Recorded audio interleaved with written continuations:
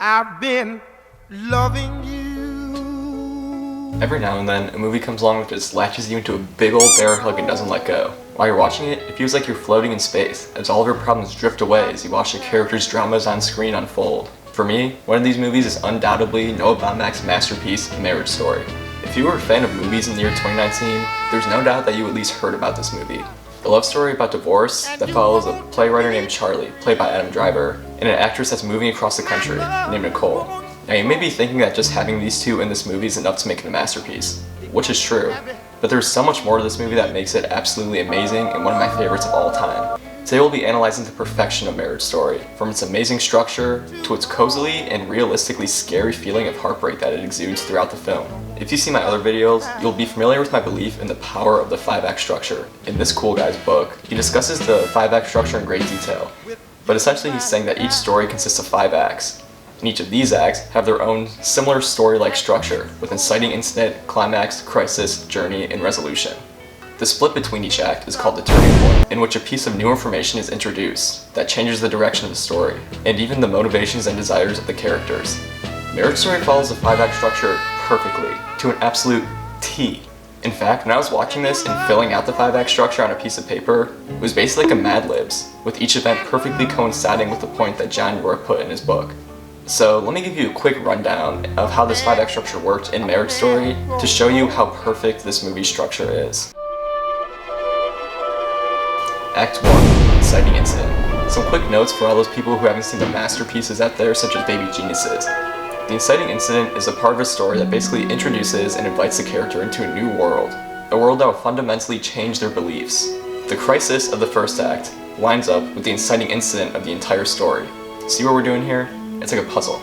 Again, each act functions as its own story, meaning it has a structure of inciting incident, midpoint, journey, crisis, climax, and resolution. But we'll just be focusing on the inciting incident, midpoint, and crisis of each act. Okay, let's get into the meat and potatoes. Inciting incident. Nicole and Charlie are in couples counseling. This contradicts the lovingness of their letters, with Scarlett Johansson refusing to read her letter out loud, as we learn that these voiceover narrations are just all in the characters' heads. We are also introduced to the conflict of the story. Nicole and Charlie are having conflicts in their marriage and planning on getting a divorce. We learn that Nicole is leaving New York and the acting studio to take up a pilot in Los Angeles, where she's originally from. We also get a slight nod that Charlie has potentially cheated on Nicole. Charlie, come on, man. Crisis. Nicole meets Laura Dern's character, Nora, who is a lawyer. She gives Nicole the option to bring lawyers into the divorce, which Nicole and Charlie have agreed not to do previously. Nicole chooses to hire Nora and enters the unknown world of law, and the cruel repercussions that will come from this are seen later in the movie. Remember, this crisis point is the inciting incident of the entire story. And we know this because Nicole is making a direct choice to enter a world that she is unfamiliar with, that we will later see changes her and Charlie completely. Turning point. The act ends with Nicole telling Charlie that she brought lawyers into this whole situation. This is a turning point because it completely changes the desires of the characters and the trajectory of the story. Charlie's desire changes from figuring out this divorce on their own and simply meeting Nicole at her house in Los Angeles to having to find a lawyer, which sets up the second act. Let's keep the ball rolling with Act 2, which John York labels temporary solution to a problem. This is where characters try and find a solution to the problem that is introduced in the first act. However, they make this solution based off of their general character flaw, which means that ends up not working and further pushes the story along. Inciting incident. Charlie gets a call from Nora while he's in New York saying that he needs to find a lawyer ASAP, or he won't get a chance to testify to argue for custody over his child Henry. Again, this is a mini inciting incident because it brings Charlie into a new world, a world of law that will change him for the rest of the story. Charlie meets Bert, not that Bert, this Bert, who is the only lawyer he can realistically find. Bert says he wants to make the divorce go as smoothly as possible, and he seems to really connect with Charlie. However, the whole time Bert is mentioning potentially going to court and seems really uneasy about the whole thing, making us feel really suspicious of his capabilities as a lawyer. Crisis. Nicole and Charlie have their, I guess, first, most passive-aggressive fight, where Charlie's plans end up falling flat for Halloween.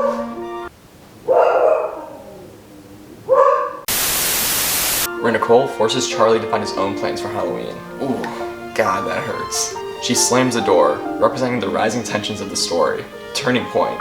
It's Halloween night, and Charlie is dressed as the Invisible Man. Some solid symbolism by Noah Baumbach.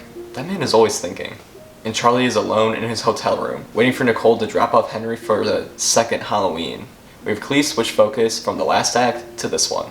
Let's keep this train moving with Act 3. The midpoint.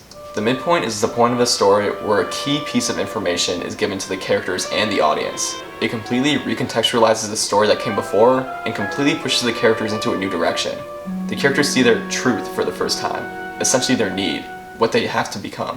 While the first half of the movie builds to this point, the second half shows the repercussions of this. Inciting Incident.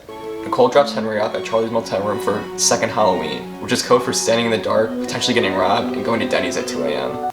The real midpoint. Charlie and Nicole have an absolutely heated argument over the phone, where she says that she hacked Charlie's email account and knows that he cheated on her, and that she's officially moving to LA. They argue to a point where Nicole gets so angry that she even stomps her foot. And the audience gets a sense that there is no coming back from this. These people are more at odds than they've ever been. And Nicole ends up sleeping with a coworker for a new pilot, so she gets back at Charlie for that one. Crisis. This cuts directly to the next scene, where it shows Nora and Bert arguing on behalf of Nicole and Charlie for the first time. This is the first point of the second half of the story because it's what John York labels the experimenting with knowledge phase, where we see the direct repercussions of what happened at the midpoint. This scene is beyond amazing for a lot of reasons that we'll discuss later, but for now, flip to page 3 to continue story structure analysis. Turning point. Charlie hires Jay, a complete tool shed of a lawyer that sends fear into Nora's heart. This completely changes the direction of the next act. As Nora says, all rules are off the table. Everything has just become that much more serious, and we can feel the tensions rising as these two get into a heated debate in the next act. Let's move on to the devastation station in Act 4. The crisis is when the characters are at their lowest point. They've been completely subjected to their old flaws, and in the face of death, must make a decision, whether to return to their old selves or live anew. Inciting Incident. The couples, on behalf of the lawyers, enter the court, ready for the battle that will ensue. They are completely introduced to the world of law and the corruption that it brings. Midpoint. Perhaps the most famous scene in the movie, the argument scene is the lowest point of these characters. They wish death upon each other, call each other the most hurtful insults imaginable, and become shells of their former selves. They uncover key information about each other while seeing that their flaws are still present. Charlie doesn't know why Nicole wants to move to LA, and Nicole is still trying to maintain power. Crisis. The meetings with both advisors shows the characters making their final appeals to the court. And as Charlie lays on the ground, bleeding and defeated, he knows that his fate in the custody is sealed. Turning point. Nicole learns that Nora got her extra custody time, which she never really wanted. At this point, she is facing the consequences of her actions. I'm running out of idioms. Let's just go on Act 5. The reawakening. This is where everything comes together. Conflicts are resolved, characters are changed, and the story comes to a close in its most logical conclusion. Inciting Incident. Charlie walks into Nicole's house and is introduced to her new boyfriend. He walks in on her new life, seeing how much things have changed. And we learn that he takes a residency in California at UCLA. Midpoint. Charlie reads Nicole's note from the beginning and learns that she will always love him no matter what. God, I could cry just thinking about it. Crisis. Nicole lets Charlie take Henry home despite it not being his day. A nice throwback to a confrontation they had earlier in the movie. When looking at the structure, one thing becomes clear. The tensions are always rising, no matter what. Each argument grows in intensity, and every turning point has a greater piece of information than the last, completely changing the trajectory of the story. This is the primary reason this is such an amazing movie, besides the emotional aspects of course, and besides Adam Driver and Scarlett Johansson. A great screenplay will have tensions always rising. It guarantees the audience to be hooked at all times. This is what makes a great screenplay and absolutely hooks the audience. If the movie can have consistent tension and continually rising stakes, then the audience will be more focused on that than on however many Tinder swipes I have or whatever the kids are talking about these days. And I didn't even mention every turning point in the film. For example, one of my favorites is when Charlie goes to meet a lawyer earlier in the movie, and he learns that he's not allowed to see any lawyers that Nicole has already met with, only for Henry to say that they visited a dozen or so. This completely changes the tide of the story, as Charlie now has to weed through a bunch of lawyers in only one day, and manage to find one that can actually represent him. It's moments like these that constantly pop up in the movie that make this film so riveting, and when backed with other strong cinematic attributes, you can't help but be engaged by this movie. Alright campers, now that we're done with playtime, let's move on to the Kuleshov effect. That's right, we're bringing theory into this, but it's actually not too hard to understand. The Kuleshov effect is essentially juxtaposition. It says that the audience will gather more meaning from two sequential shots that are put together than simply one shot alone. This is because the audience can associate the shots with each other, therefore deriving more meaning from a collective whole. As previously stated, it comes in the form of juxtaposition, comparison, contrasting, other sees. Marriage Story uses the Kuleshov effect perfectly, which makes this movie so entertaining and also so hard to watch. We're introduced to this strong sense of juxtaposition whenever the lawyers start to come into play, with one of the most heartbreaking scenes and a perfect example of this being the interaction between Bert and Nora. In this scene, Nora and Bert are arguing on the behalf of Nicole and Charlie over custody of Henry, an undoubtedly emotionally straining and incredibly saddening topic. The absolute weight of this discussion is clearly visible on Charlie and Nicole, but Nora and Bert treat it so lightly. The lighthearted nature of the lawyers when handling such a depressing topic is a really heavy contrast that just makes the audience feel oh so bad for watching. You get such a disheartening feeling to the scene, like Nicole and Charlie are being treated as bank accounts rather than people, even though both lawyers have said they don't want to treat their customers like that. This is at its most prominent in the middle of the debate, another midpoint, when the lawyers decide that they should settle for lunch. Without any sense of hesitation or break and flow of the conversation, Bert and Nora compliment the restaurant that they're ordering from and easily order off of the menu, as if they weren't just arguing for the custody of someone else's child. Once the menu is handed to Charlie, however, we see the weight of the conversation on him. He can't get out any words, barely mumbling whatever order he wants, eventually saying that he can't make a decision. He is so lost in thought because this is such a taxing situation that everyone should be reacting to in this way. The juxtaposition of happiness and complete and utter devastation is a perfect example of the Coolshop effect.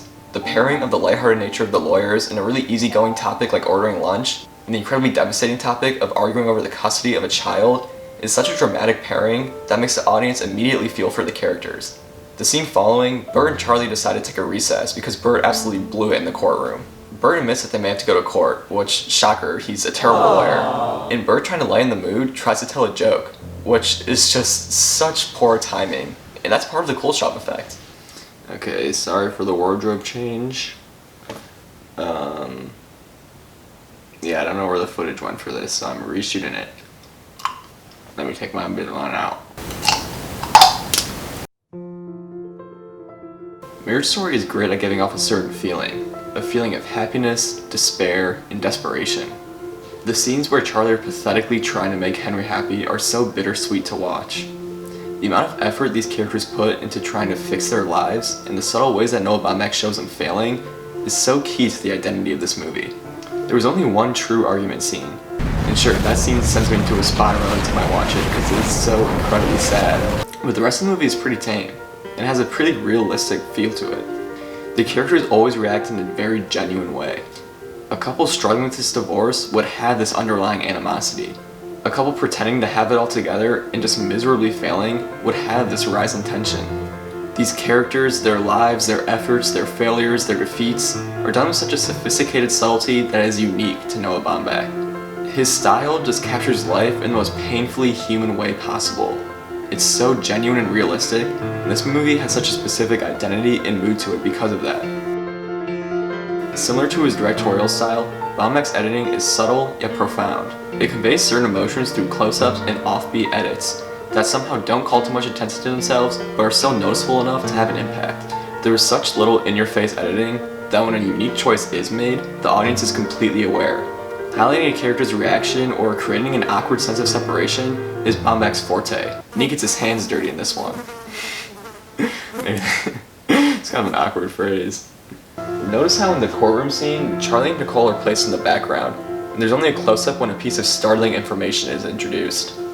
When Nicole is accused of being an alcoholic, bam, close-up. When Charlie is accused of being a terrible father for not buckling in his booster seat, boom, close-up on Adam Driver's beautiful face. These cuts highlight the information that's being said and enhances the reactions of the characters, telling the audience, hey dingus, whatever is on your phone is not as important as what is happening on screen.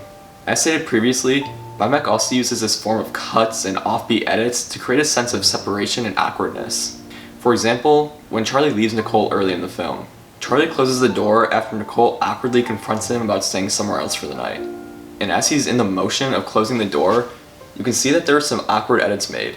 Very quick back-to-back close-ups of the two that gives off the feeling that they're getting one last momentary glimpse at each other before the relationship starts spiraling. This is a turning point emphasized by an edit, which is a pretty genius move and a really cool visual way to show the audience what is happening is important. It makes the scene feel awkward, tense, and very genuine. We see this use of awkward cutting and close-ups again when Charlie leaves Nicole after fixing her fence later in the movie. At this point, they've had a couple arguments and the tensions are pretty high. So this is kind of a moment of peace between the two. When Charlie helps close the fence, you can see that there are a lot of quick back-to-back cuts of the two staring at each other, again giving off the feeling of a fleeting moment, one last glimpse of each other before they leave and go back to their very damaged relationship. One particular use of Baumbach's untraditional editing, I use quotes because in his case, anything not too flashy is pretty untraditional, is his use of fades. We see a solid example of this later in the movie after they've divorced. Charlie is in New York and Nicole is in LA. As they're dealing with these complicated feelings of being officially separated from each other, both Nicole and Charlie are seen in a profile view, placed on opposite sides of the frame. And then in a genius edit, Baumbach fades in between the two scenes. They stare into each other's eyes while on the opposite sides of the country and at their weakest point. It gives a sense of longing, in that everything that has happened so far has led to this point. They are officially separated, but part of them still wants each other. Not because they're in love, simply because their lives are more empty than they used to be. Again, this is done in a subtle way that you only notice if you're not looking at your phone, which is just perfect, classic Baumbach. Chef's kiss to that. What separates the poodles from the big dogs is how well a movie can implement solid setups and payoffs, the aha moment if you will. It adds a level of detail to a film that makes the audience feel scholarly for knowing. It makes the entire production feel really united. It's very, very satisfying and incredibly hard to do. It is these moments that make a screenplay truly masterful, and the amount of detail is always appreciated. So having this movie be about divorce, Baumbach saw a perfect opportunity to have a lot of satisfying setups and payoffs. Early in the film, Nicole trips down the stairs after putting Henry to bed, saying she had a little too much to drink. Later in the court scene, this somewhat forgettable detail is brought back up for the utmost importance, where Jay, Charlie's lawyer, accuses Nicole of being an alcoholic because of this moment. What was once a somewhat forgettable and kind of funny moment turns into a weapon against Nicole, showing how the relationship has gone into new, dangerous territory. However, this is kind of a freebie compared to the other setups and payoffs Baumbach cleverly hid into the screenplay. For example, Baumbach takes this setup and payoff one step further into the following scene, the famous argument scene. When Nicole enters Charlie's apartment, Charlie asks if she wants a drink, and she only asks for a juice box. This is clearly a subtle way of her trying to maintain her innocence and not come off as an alcoholic. The fact that this setup and payoff was extended into the following scene in such a subtle way to show that Nicole still wants to prove the innocence of her marriage and seem like a good parent is a crazy detail that I cannot help but love Baumbach for. You see why I love him. In a similar fashion to Nicole wetting that whistle a little bit too much and having that come up in the court scene, Charlie forgetting to buckle in the booster seat is also brought back up in the court scene and used against him to look like a bad parent. These tiny moments that pop up early in the movie come back to have such importance, and they reflect on both characters, which is a genius move. Another example is when earlier in the movie, Jay tells Charlie, "Don't repeat what your kids say, doofus."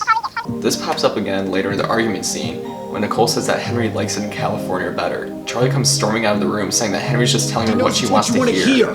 Again, another subtle and satisfying setup and payoff. When meeting with the advisor later in the movie, Charlie says that Henry likes California because he enjoys walking everywhere, when in actuality, this is the opposite reason why he likes California. He loves driving and hated walking everywhere in New York. This is an inconsistency on Baumbach's part. No. This is a genius setup and payoff that shows how fractured Charlie's relationship has become with his own son, while also showing the desperation that Charlie will go to sound like a good parent, especially in front of this advisor. And not calling attention to this moment is classic Baumbach. God, what a genius.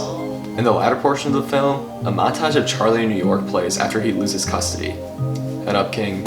Stay strong. He gets his haircut in a barbershop, a job usually done by Nicole, and walks by the same animal charity person that Nicole did earlier in the movie, except completely ignoring them. This symmetry and form of setup and payoff is incredibly important to the movie, as it shows how Charlie's life is different now without Nicole being there, and it makes the audience truly feel the horrific repercussions of this terrible divorce. Obviously, I talk about this one. The meat and potatoes, the holy grail of setup and payoffs. The letters that Charlie and Nicole wrote for each other in the beginning of the film come back up at the end of the movie. Just a basic rule of screenwriting, if you want to have a really satisfying ending, make sure it is very symmetrical to the beginning. It always makes the production seem like it's coming full circle, and you can really see character change when it's done well. Marriage Story does this in the most heartbreaking way I have ever seen, when Charlie sits down after the divorce and reads the letter that Nicole wrote for him in the beginning of the movie. And Charlie finally realizes that even though they may not be married, they will always have a connection to each other in some way. Editing Nick is gonna have a hard time with this one. I can see myself crying already. And it helps that the moment is so beautiful. The music, the lip quiver, Nicole standing in the doorway, Henry reading half of the letter. God, it's so realistic that it is so painful to watch. It was an incredible way to bring the story full circle, and classic Baumbach with that way that he tugs at the heartstrings. Again, Baumbach's style is one that captures powerful emotion in very subtle ways, and his writing captures the beautiful yet tragic encounters of everyday life in a very poetic way. The significance of characterized dialogue cannot be expressed enough. We've all seen movies where all the characters sound the same and any form of drama disappears. Luckily for us, Baumbach's writing style is very character specific and incredibly satisfying to unravel, as every line of dialogue is filled to the brim with subtext. So let's go over some characters and see how Baumbach aligns their personalities with their dialogue. Nora. Laura provides an excellent performance, creating a sense of false hospitality. Her dialogue and body language make her seem like a slithering snake. One moment we should highlight is when she takes off her shoes when discussing things with Nicole for the first time. This acts as a sign of invitation and comfort to the conversation. She brings out snacks that Nicole likes and promises to give her a little goodie bag on the way home before she leaves, all the while listening very intently to Nicole's problems with her divorce, as any good birthday party ends. As you can see, in this same scene she's framed in a medium long shot and is centered perfectly in the frame, making me feel kind of uneasy how perfect she is. These combination of elements make her character feel endearing, yet very concerning and unsettling. This bloodthirsty nature, hidden behind a pearly white smile, is certainly expressed in the courtroom scenes, where as we've seen before, she easily flips between being an absolute monster and caring for her clients. One second she's arguing why Charlie shouldn't be able to see his kid ever again, and the next she's complimenting him for his recent play. God, it's so evil. She's so evil. Burr is portrayed as the only kind lawyer available. It makes you feel all warm and fuzzy inside, like your grandpa would.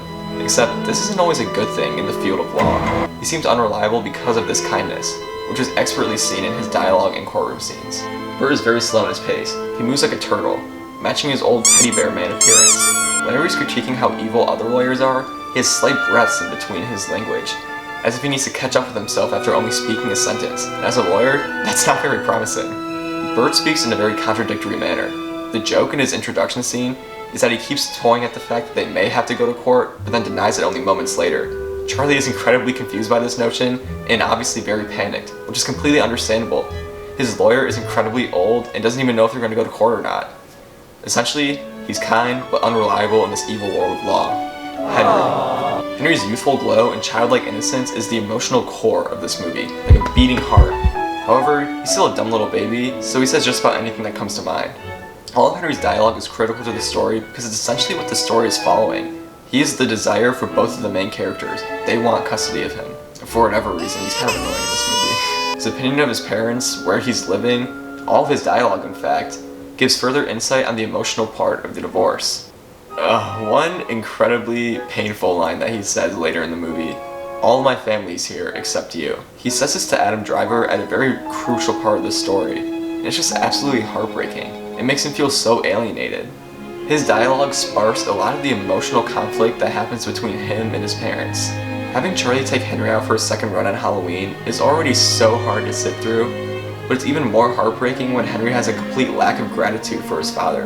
Another line that's pretty heartbreaking is earlier in the movie when he says, "Dad go, Mom stay." I know that maybe sounds so stupid just saying it out loud, but it's really heartbreaking in the moment. He's sitting in his bed with his mom and dad next to him, and when he tells Charlie to leave, it just makes him feel so alienated. He's already trying so hard, and seeing Henry push him away is really sad. And as you can see, this is incredibly realistic. Henry talks like an actual child would talk, and that's just the beauty of Noah Baumbach. Charlie. Behind Charlie's dialogue is a subdued rage. He constantly is trying to hold himself together by going through this divorce, directing his play, and because of his troubled past. That is a big three if I've ever heard of one. All this means that Charlie is being spread pretty thin here, and his pathetic attempts at trying to be a good father shine through these holes. In the beginning of the fight scene, we see Charlie's subdued anger. He begins really subtly, with only some passive-aggressive comments, but as we can see later in the scene, he kind of explodes into a fiery rage. We can also see his inherent weakness expressed through his dialogue, which is his selfishness. During a fight scene, he says, "I've never considered anything different," when referring to his family living in LA. This shows that he has never thought about Nicole's wants or desires, simply what he thinks is best for his company. He never considered anything different from how his life is at the moment, despite that it's not benefiting Nicole's. Nicole is void of identity and would rather show power over Charlie rather than compassion towards him, and you can't really blame her for that. Her anger grows, with Nora fueling her flame of rage, which we see in her becoming more active and angry throughout the movie, which again ties back into her desire to be in power, which we see we're going full circle here. This is character development, this is movies, this is Noah Baumbach. The heartbreaking quote, "I wanted to be married. I'd already lost." just shows how fragile her emotional state is underneath that fiery rage. She ultimately decides to let Charlie have Henry for the day in the end of the movie, which shows that her compassion was always truly there, just covered up by a sense of rage and power. And her lacking an identity is shown throughout the movie in very subtle dialogue, such as when she's on her pilot for her TV show. She continually tries telling the people on set that no one would hold a baby this way if you're not supporting the head, but nobody listens until she has to yell. One of the first scenes in the movie, she holds back breaking down in front of Charlie until she's in an empty space, which just shows how subdued her emotions are. If dialogue is the language of theater, then composition is the beautiful dance that expresses character emotions and power imbalances. Composition is what separates the boys from the men. It gives another layer of meaning to every scene, and Baumbach uses this very frequently and very well. In this scene, notice how Nicole and Charlie are placed in the background, behind their representative lawyers, and only show close-ups when a piece of information, or misinformation rather, is presented. It makes them seem voiceless in face of their lawyers, who are positioned in the front of the frame, making them seem very powerful in the scene. Speaking of these scallywags, let's look at Jay, who stands when he is in the face of danger, trying to evoke a sense of power. Meanwhile, Nora simply takes off her jacket when she's ready to bring out the big guns. In many scenes, the color of Nicole's clothing matches whatever backdrop she's in front of. When she's meeting Nora for the first time, the beige of her clothes matches the gross beige of the wall, making her feel almost as if she's not there, voiceless. We see this use of color again in the argument scene, where the composition is already great, and the color adds another layer of the power imbalances and how the conversation fluctuates to show a sense of winner and loser. The apartment is almost split by the dark red kitchen and the beige living room. Charlie and Nicole are dressed respectively, and they move throughout the scene accordingly. Charlie's red sweater makes him feel as though he's out of his element when he's in the beige section of the room, Nicole's section. He feels like he's losing because of his placement in the conversation. He often retreats to the kitchen too, as if he's putting up a defense system against Nicole. The color complements the composition, visually showing when whichever character is in power. When Charlie visits Nicole's house at the end of the film, he is greeted by Henry, Nicole's boyfriend, and Meemaw, all playing together with laser guns. Nicole gets home and they all go to change in their Halloween costumes. Except when Charlie goes upstairs, all the doors slam at him at once and he's placed in the very center of the room. This composition emphasizes the absolute loneliness he must be feeling in this situation, as the doors have closed between him and anyone he loves, except for the boyfriend. I'm assuming he doesn't really like that guy. When the marriage advisor visits Charlie in his apartment, he is defeated and desperate. The framing of Charlie when he tells the advisor that they are a New York-based family emphasizes this. He walks into frame with a knife in his hand, which is out of pure coincidence, I swear. He wasn't meaning any violence, he was just making dinner. But the framing of this shot makes it look as though he is planning on being violent. Shot from a low angle so the knife's in the center of the frame, it calls attention to the object, therefore making Charlie seem that much more desperate and angry. Lots of scenes in the movie are also treated as actual plays. This both shows the complete artificialness of appealing to the lawyers, and also gives us an insight on the minds of these characters, as they both end up becoming directors. Because of this, they pick up on tiny nuances that most people wouldn't even think of. For example, the blueberry pie. When Nicole is telling Charlie that she got a lawyer, she has the information in a manila folder, which she hands to her sister. Her sister walks in on Charlie unexpectedly and has a pie in her hand. She quickly leaves, and Charlie asks, "What is this?" Nicole eventually tells him, and the first thing he says is, "What was with the pie?" Obviously it was just a pie, and that's what Nicole says, but Charlie sees it as an act of artificial kindness, which is ironic because it's what they both have to subject themselves to later in the movie. Because Charlie's a director, he can notice these tiny elements, as if every event in his life is like a scene in a movie, which I mean, it is, that's kind of meta, but he notices these tiny nuances that most people wouldn't recognize.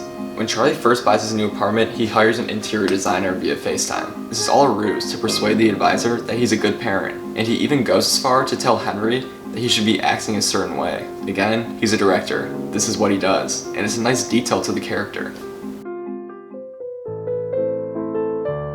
As mentioned earlier, Baumbach is a freaking wizard when it comes to screenwriting. He ties together humanity, realism, and that touch of movie magic that never sounds like real-life dialogue, but also at the same time kind of does sound like real-life dialogue, just enough to fool the audience that what is happening on screen is actually realistic.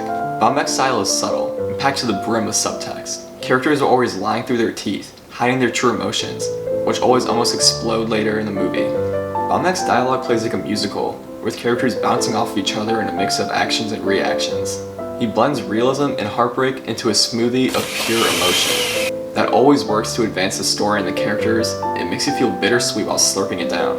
Here are some examples of amazing dialogue from this movie. And I'll give my best impressions of these actors and actresses while saying their lines, which I can guarantee is a million times worse than whatever they did on screen. Aren't you in that one? When Nicole offers to hang up a picture in Charlie's blank apartment after the courtroom scene, this is what he says. Besides Nicole getting completely owned, this is a prime example of Baumbach using concise and subtle dialogue to convey lots of emotion. Nicole's simple reply of "oh" is a really sad sense of understanding and shows the shift from the relationship from being on the same page to cutthroat. Everyone's here except you.